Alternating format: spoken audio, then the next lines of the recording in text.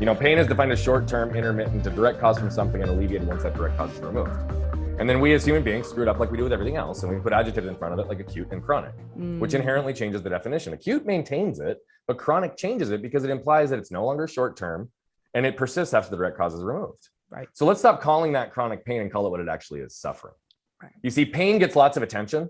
And the reason that I think we like to call things pain is because we really can't measure it independent of the person experiencing it, with one final conclusion in that it's a universal human experience. We all experience pain. So we can call it acute and chronic and make it more normal and relate. We don't even want to admit that suffering exists, particularly when it's a direct result of our choices. But the unavoidable precursor to change is acceptance. So until we accept the current state of things, we cannot alter them.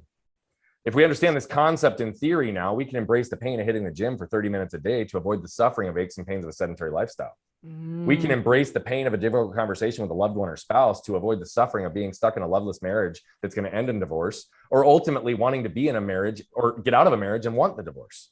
Right. We can embrace the pain of the difficult conversation and the fit our kids are sure to throw by having them put down their mobile devices at the dinner table to avoid the suffering of years of lost meaningful connection and conversation we'll never get back. As business owners, we can embrace the pain of firing our top salesperson, contributing the most to top line growth, to avoid the suffering of losing all of our other top talent and having stagnant growth because that person was the greatest cancer in our culture.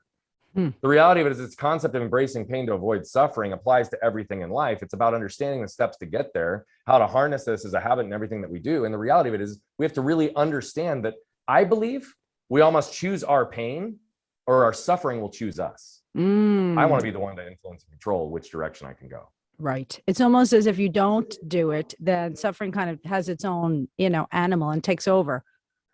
It's this thing that just grows.